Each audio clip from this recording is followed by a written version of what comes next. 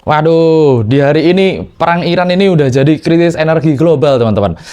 Contohnya seperti di India, antri BBM, waduh, panjang banget, penuh banget. Kemudian di Italia juga seperti itu, dan di beberapa negara Eropa udah mulai ini, teman-teman. Bahkan di Asia Tenggara negara tetangga kita itu loh, Filipina itu loh, itu sudah mengumumkan krisis energi untuk jangka waktu 1 tahun. Oh, ini gawat sekali ini, teman-teman. Kayaknya negara-negara lain bakalan segera menyusul karena ya suplai pasokan minyaknya kan ketahan di Selat Hormuz itu. Dan coba tebak, ini emangnya salahnya siapa? Siapa yang kemudian memantik api perang dunia seperti ini siapa? Ini krisis global, ini tanggung jawabnya siapa? Coba kalian jawab di kolom komentar aja. Kemudian ada salah satu berita yang cukup lumayan menarik ini. Iran ini kemudian sekarang di hari ini nembak satu lagi pesawatnya Amerika F-18 jatuh, teman-teman. Itu udah dikonfirmasi sama Al Jazeera. Kalau kemarin F-35 Stealth Raptor itu memang kena sih sama passive infrared defense systemnya Iran. Dan ya Dajjal Trump itu masih ngeyel aja kalau dia punya perundingan dengan Iran. Nggak jelas juga berundingnya sama siapa. Bilang punya keunggulan lah, bilang mereka nawarin harta yang banyak lah, dan lain sebagainya. Itu udah dipermalukan secara internasional. Cuman orang kayak gini kan nggak malu, sama seperti yang ada di Konoha itu loh. Siapa yang orang dikasih tahu kayak gitu nggak malu. Nah, tapi ini sebenarnya adalah salah satu strategi dari Dajjal Trump untuk buying time atau mengulur-ngulur waktu. Dan hal ini bukannya nggak dibaca sama Iran. Iran itu udah berpengalaman. Nanti kita bakalan detailkan. Iran ini dalam jangka waktu 9 bulan udah 2 kali dalam perundingan. Diem-diem lagi berunding, tahu-tahu diserang. Dan inilah kisah dunia lain. Kita akan kembali masuk ke dalam sisi dunia yang mungkin belum pernah kita kenal. So, let's open your mind.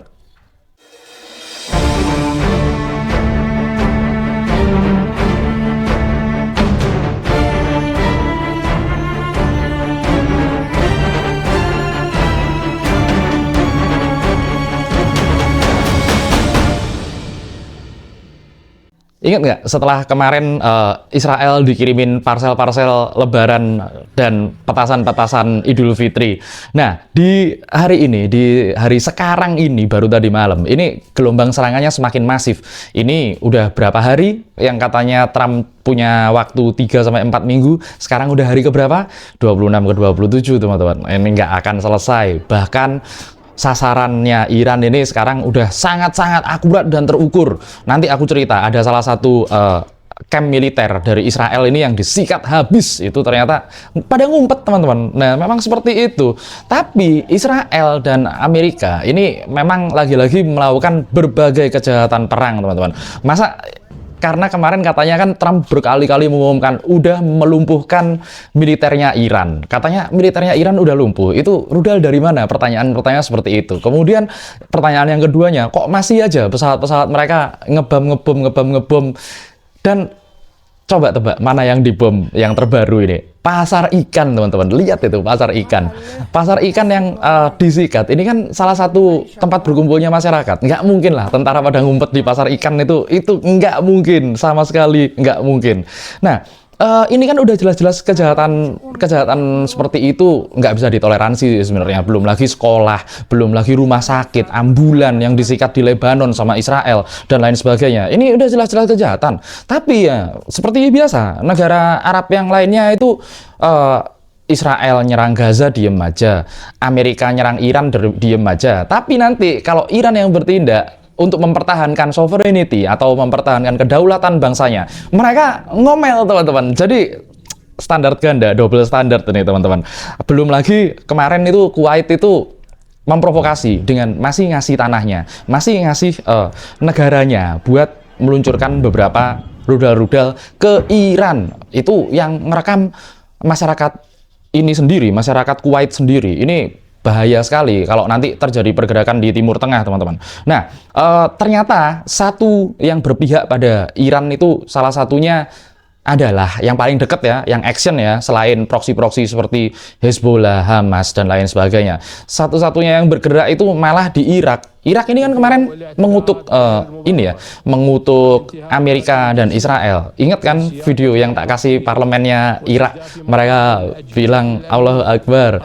Terus habis itu Amerika Setanil Akbar. Nah, itu seperti itu memang mereka bukan ngomong doang. Mereka udah ngusir beberapa pasukan-pasukan Amerika, dan bahkan sekarang nih PMF atau Popular Mobilization Force, ini bahasa Arabnya Al-Hasad Al-Sa'bi, ini mengumumkan mereka itu secara terbuka perang sama Amerika sama Israel. Mereka open karena tempat mereka itu diserang. Camp merawatnya mereka, jadi camp merawat daruratnya mereka itu diserang sama Amerika, sehingga menimbulkan 13 orang kehilangan nyawa di situ. Nah, PMF dari Irak ini langsung action teman-teman. Mereka ini langsung nyikat pangkalan Victoria Amerika, dan mereka berhasil ngehancurin salah satu helikopter Black Hawk, salah satu helikopter yang memang legendaris ya. Kalau kemarin kita sempat bilang Trump mau menahan serangan 5 hari ke Iran, tapi ternyata Israel terus-terusan kan. Israel nggak bisa dibilangin, teman-teman. Israel ini nggak bisa dibilangin. Salah satu negara yang mau menjadikan Greater Israel atau Israel Raya dengan mencaplok tanah-tanah negara-negara yang lain. Dan kemudian karena Israel ngeyel, Israel semalam itu hujan teman-teman, bukan cuma hujan air, itu juga hujan rudal dan hujan air mata teman-teman. Bahkan ini ya yang tadi aku sebutkan di depan, ada pangkalan militer rahasia Israel di desa Yusuf, itu langsung kena teman-teman, langsung kena direct hit, benar-benar disalvo sama misil-misilnya Iran. Ini pangkalan militer rahasia itu dihuni kurang lebih 12.000 pasukan Israel. Ini kena langsung, yang terkonfirmasi langsung mokat itu 75-100 orang, sedangkan 3.000 lainnya itu diberitakan cedera. Mereka jadi santapan misil-misilnya Iran. Dan memang yang namanya perang ya, pasti dua belah pihak jatuh. Di Iran ini yang jatuh ini anak-anak kecil ya teman-teman, kebanyakan. Ini jumlahnya total sekitar 4.000 lebih lah. Kebanyakan masyarakat sipil, bahkan tadi aku lihat ada bayi yang diselamatkan dari reruntuhan itu, waduh, sangat mengharukan sekali. Itu udah kejahatan perang. Nggak bakalan muncul kalau di media-media mainstream yang dikendalikan oleh Barat. Tapi kalau kalian cari, memang ada. Aku nyari gampang kok itu. Nah, ternyata bukan cuman Israel sama Iran aja, sama Amerika aja. Ini Hezbollah ini Setanyahu ini keringet dingin teman-teman. Ada salah satu di konferensi persnya dia itu keluar keringet dingin karena dia sadar 150.000 unit roket di Lebanon yang dikendalikan oleh Hezbollah itu ternyata sudah diarahkan ke berbagai kota yang ada di Israel. Israel ini juga ngeyel, orang Lebanon santai-santai aja, ternyata memang seperti itu. Hizbullah ini bukan militer aslinya Lebanon ya ngomong-ngomong teman-teman, tapi mereka punya kemampuan dan mereka punya persenjataan yang jauh lebih lengkap daripada militer aslinya Lebanon. Nah, kemudian setelah Trump banyak banget ngomong di media kalau dia sudah mencapai perundingan, hampir mencapai kesepakatan, mau dapat hadiah bahkan. Ini komandannya Khatam Al-Anbiya ini, juru bicaranya Khatam Al-Anbiya yang keren dia kalau ngomong, bisa menguasai berbagai bahasa Arab, bahasa Persia, bahasa Inggris dan lain-lain. Ini nyebut kalau Trump itu halu, mau negosiasi dengan dirinya sendiri atau negosiasi dengan bom, terserah Trump lah. Nah, bahkan jubir Menteri Luar Negeri Iran ini Ismail Baghei, beliau itu bilang Amerika itu memang selalu ingkar dalam setiap diplomasi dan perundingannya. Mungkin itu bukan diplomasi ya namanya kalau Amerika, tapi diplomasu. Nah, seperti itu. Memang dalam 9 bulan perundingan tentang yang katanya Iran difitnah nuklir itu loh, memiliki senjata nuklir, enrichment atau pengayaan nuklirnya terlalu banyak itu loh. Ya kalau katanya Rusia itu semau-maunya Iran lah, mau punya nuklir berapa aja, memperkaya berapa aja, itu semau-maunya. Negara lain toh nggak diusik kan. Nah, ditambah lagi ya sama Ismail Baghei ini, kalau Iran itu sebenarnya sadar dunia ini sedang menuju ke dalam krisis energi yang berkepanjangan. Tapi ya coba tebak, lagi-lagi ini masa salahnya Iran nggak ngapa-ngapain kok, tahu-tahu diserang sama Amerika dan Israel tanpa provokasi sedikit pun. Nah, makanya itu salahnya siapa? Negara-negara yang lain itu kan apa ya, setengah hati lah ngutuk tindakan-tindakan seperti itu, takut lah sama Amerika sama Israel. Tapi satu-satunya Abbas Araghchi bilang, Menteri Luar Negerinya Iran, beliau itu bilang satu-satunya negara berdaulat yang mampu menahan serangan dengan militer terkuat di dunia yang mempunyai ratusan bahkan ribuan hulu ledak nuklir, bertahan secara baik dan masih bisa nyerang selama 1 bulan, itu cuman Iran. Negara-negara lain mana, kayak mana? Itu aja sudah merupakan salah satu pencapaian yang sangat keren sekali kan sebenarnya buat Iran. Iyalah, kalau dipikir-pikir, kemarin aku bahas kan, militernya Iran itu di atas kertas nggak seperti yang dibaca oleh negara-negara lain, terutama Amerika. Dan Amerika juga menolak berbagai laporan-laporan intelijen yang dibilang, udah jangan, nggak usah serang Iran, ini nanti kamu nggak punya strategi. Terbukti di hari ini, Donald Trump bersama Pete Hegseth, menteri perangnya Amerika itu, ternyata memang nggak punya strategi. Strateginya habis ini ngawur, teman-teman. Ini apa namanya, udah seperti orang yang kebingungan sendiri sih sebenarnya. Sedangkan Israel yang tadinya manas-manasin, ngompor-ngomporin buat Amerika nyerang Iran, itu ternyata sekarang udah meredup beritanya. Mereka cuman ngebom sporadis seperti yang dilakukan mereka di Gaza. Nggak peduli mereka, mau sipil, mau segala macem, itu mereka nggak peduli. Ya itulah apa namanya, bangsa-bangsa Yahudi Askenazi yang kemarin aku bahas di konten sebelumnya. Begitu memang ininya, ulahnya. Nah, kemarin si Trump ini kan bilang mereka sudah berunding dengan wakil dari Iran. Itu yang dimaksud sebenarnya.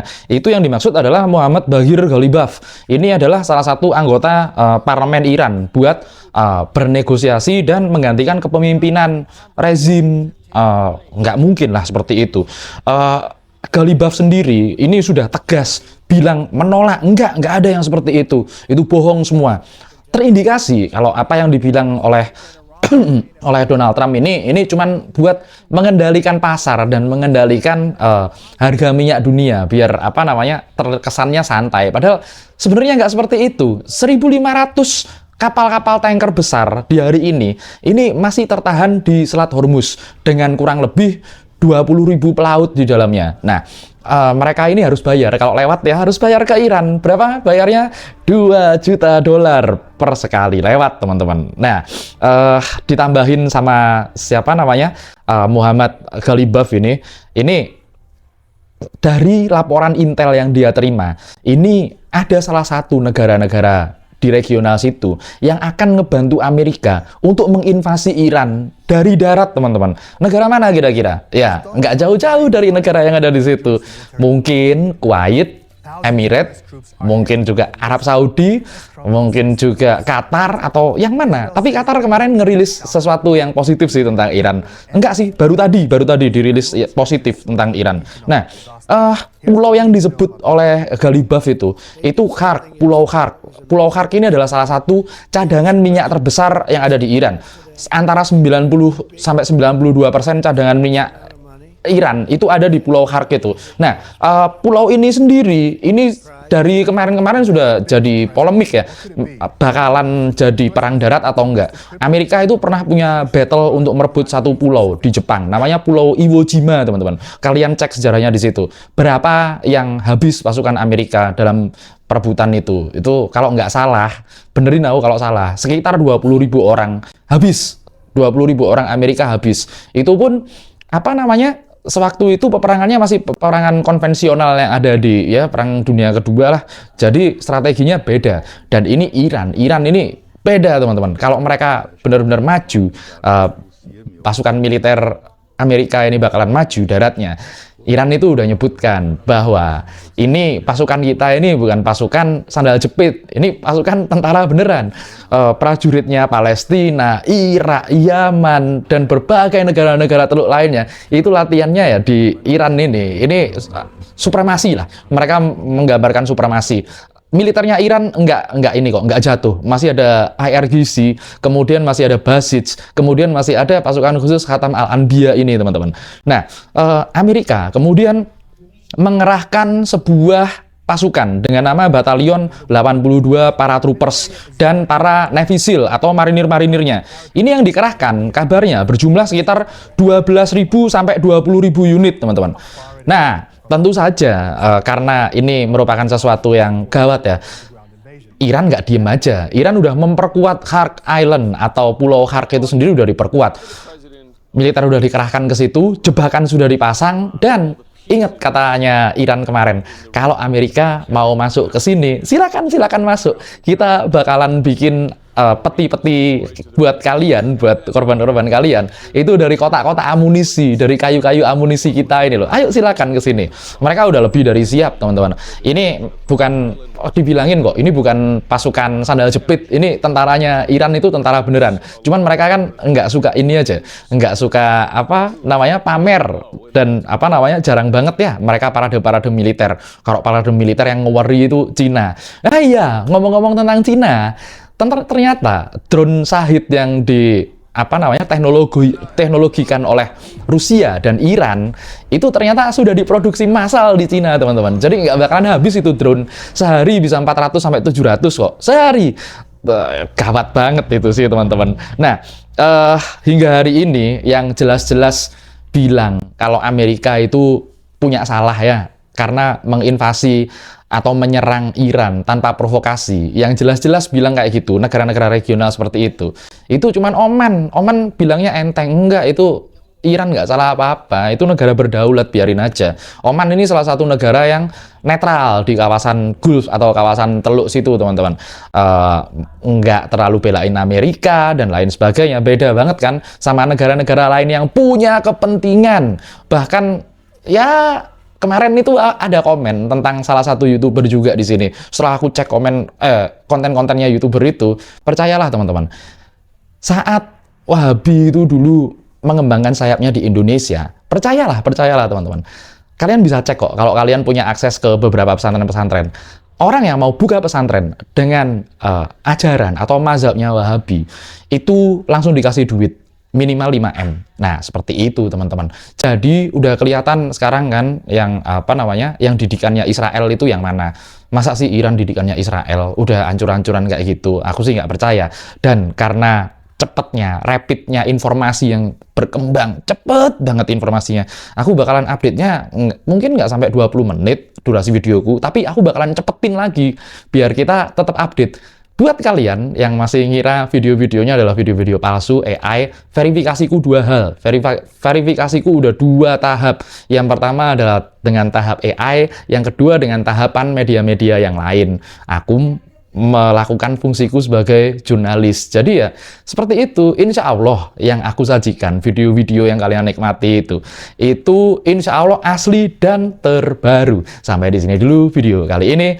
Sampai jumpa lagi kawan-kawan dari dunia lain.